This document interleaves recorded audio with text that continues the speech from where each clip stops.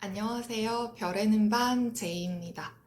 오늘은 제가 모든 인간관계에 적용이 가능한 효과적인 의사소통 기술 10가지 중에서 세 번째, 소통을 시도하기를 소개해 드릴 예정입니다.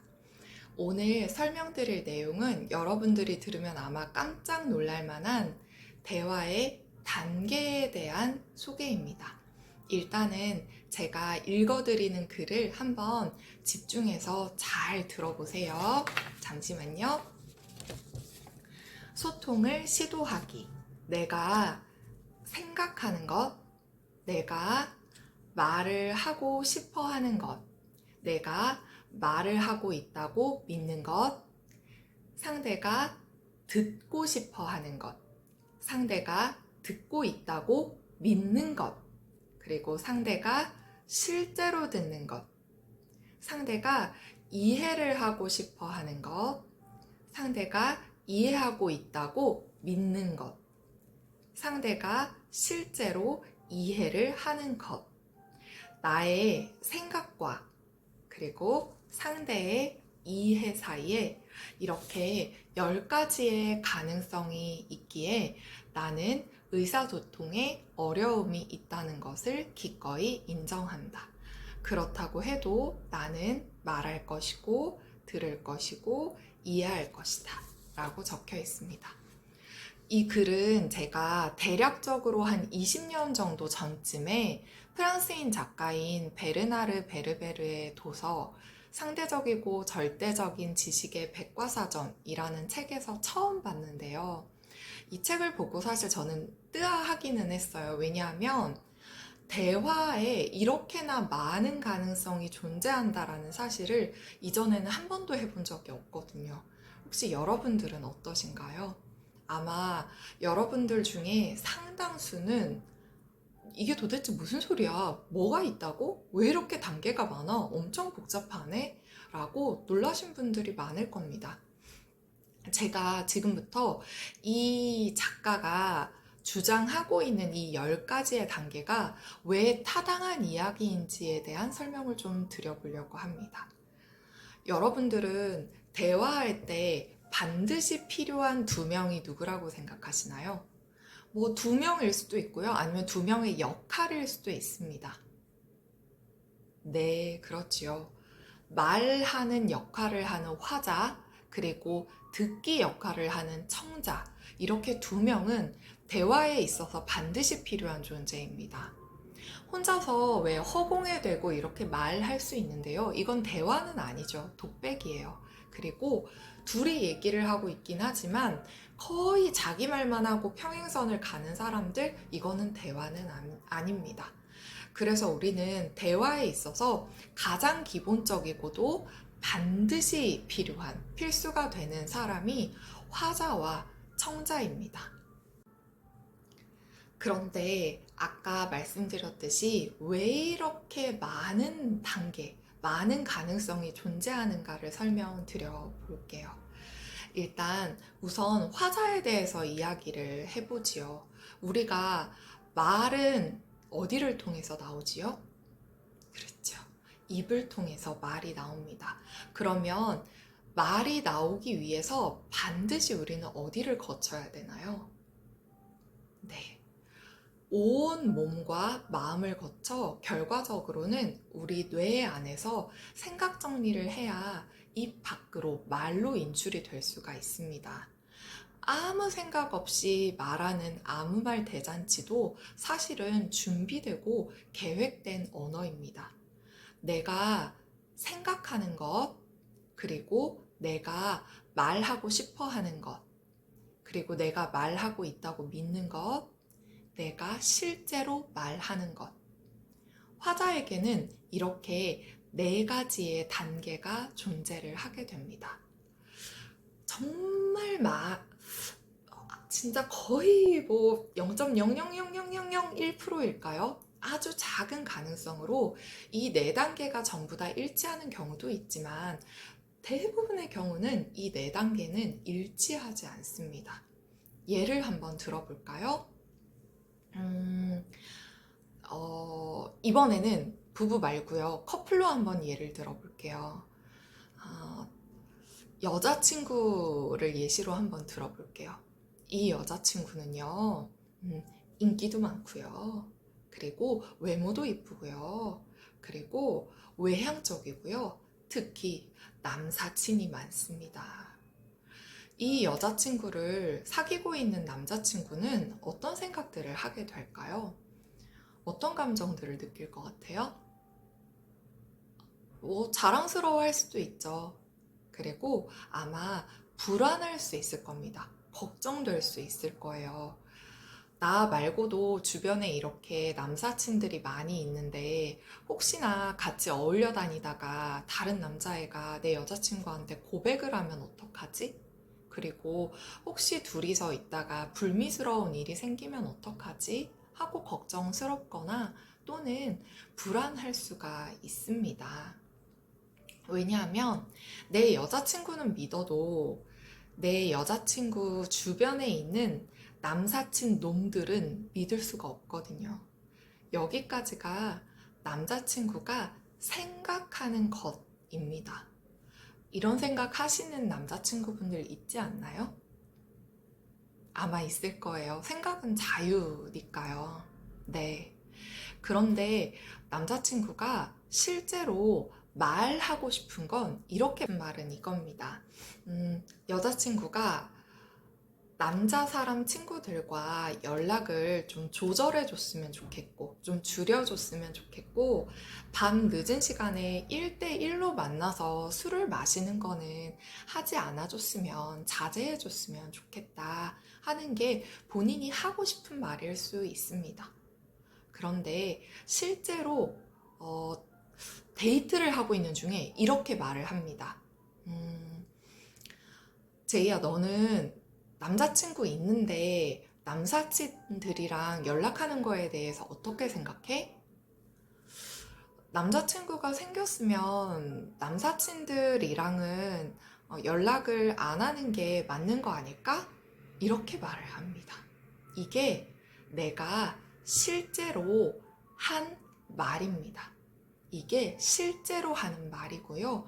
근데 신기한 건 남자친구가 진짜로 하고 싶었던 말 있죠. 생각했던 것. 그리고 본인이 이렇게 말을 하고 싶고, 그리고 이런 생각을 했었고, 그런 것들은 다 남자친구 머릿속에 들어있는 거예요. 이미 의도도 있고, 생각도 있다 보니까 본인이 가지고 있는 그 생각, 하고 싶었던 말을 실제로 하고 있다고 믿는 오류를 범하게 됩니다. 내가 입 밖으로 뱉은 말은 남자친구 생겼으면 남자 사람 친구들, 남사친들이랑은 연락을 안 하는 게 맞지 않을까? 라고 말을 한 게 실제인데 이 사람이 말을 했다고 믿는 것은 제이야, 나는 이게 걱정되고 그리고 불안하고 그러니 이렇게 해줬으면 정말 좋겠어 라고 말을 했다고 본인이 믿는 거예요. 여기서 이미 화자에서 시작되는 오류입니다. 내가 하고 싶었던 말은 불안하고 걱정이 돼서 이렇게 해줬으면 좋겠어 인데 실제로 한 말은 그렇게 하는 게 맞지 않을까? 라고 유도하는 당위적인 문장이 나가게 되는 겁니다. 하지만 본인도 실제로 이렇게 뱉어놓고 본인이 말을 했다고 믿는 것은 본인의 생각이나 의도로 들어있는 그것을 했다고 믿게 되는 데서 오류가 발생됩니다. 그래서 우리는 화자가 말을 할 때 정말로 전달하고 싶은 것을 효과적으로 전달하는 기술이 중요하게 됩니다. 그러면 다음으로 청자를 한번 가볼까요? 아까 화자가 4가지 단계가 있었다면 청자에게는 6가지 단계가 존재합니다. 혹시 여러분 기억이 나시나요? 상대가 상대가 듣고 싶어 하는 것, 그리고 상대가 듣고 있다고 믿는 것, 실제로 상대가 듣는 것, 그리고 상대가 이해하고 싶어 하는 것, 그리고 본인이 이해하고 있다고 믿는 것, 실제로 이해하는 것. 이렇게 6가지 단계가 존재합니다. 여러분들 제가 6가지 단계 예시 다 들어드리면 오늘 영상 안 끝나거든요. 그래서 몇 가지만 간단히 말씀드려 볼게요. 데이트를 하고 있던 그 순간에 여자친구가 듣고 싶어 한 것이 무엇이냐면요. 아, 제이야, 오늘 진짜 헤어지기 싫다. 더 늦게까지 같이 데이트 하고 싶다. 근데 우리 야구장 가기로 했던 거 있잖아. 그거 이번 주말에 갈까? 이런 말이 듣고 싶었을 수 있습니다. 그런데 본인이 실제로 들은 내용은 무엇이냐? 이 말을 듣습니다. 남자친구 생겼으면 남사친 좀 거리 두는 게 맞는 거 여기까지 들어요. 분명히 남자친구는 2개의 문장을 완성된 문장 형태로 제시를 했거든요. 그런데 여자친구는 불완전한 형태의 1개의 구절만 듣습니다. 이게 웬 말이지? 싶으실 건데요. 여러분들 제가 조금 전에 해드렸던 말씀 토시 하나 안 빼고 정확하게 기억하시나요? 아마 그런 사람 거의 없을 겁니다.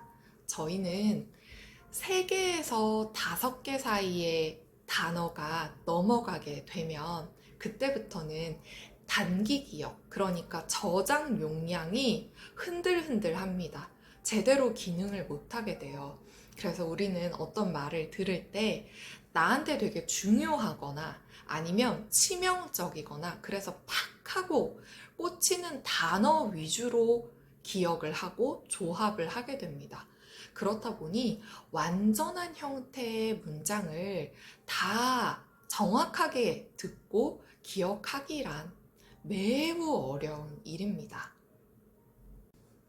아까 여자친구가 들은 문장은 남자친구 있으면, 남자친구 생겼으면 다른 남사친이랑은 거리를 두는 게 맞는 거, 거기까지 들었잖아요. 근데 본인이 이렇게 들었다고, 본인이 여자친구가 이렇게 들었다고 믿습니다. 어떻게 믿냐면요. 남자친구 생겼으면 다른 이성이랑은 정리해야지. 이렇게 들었다고 믿습니다. 여러분, 놀랍지 않나요? 여기에서 여자친구가 이해를 하는 것은 이렇게 이해를 합니다. 아, 내 남자친구는 연인이 생기면 다른 이성이랑은 연락을 끊어야 된다고 생각하는구나. 아, 내 남자친구는 지금 자기랑 나랑 연애관, 가치관이 다르다고 주장하고 있구나.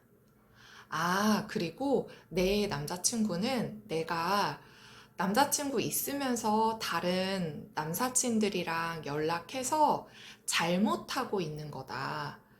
연락을 끊어야 된다라고 나한테 강요하려는 거구나. 라고 이해를 합니다.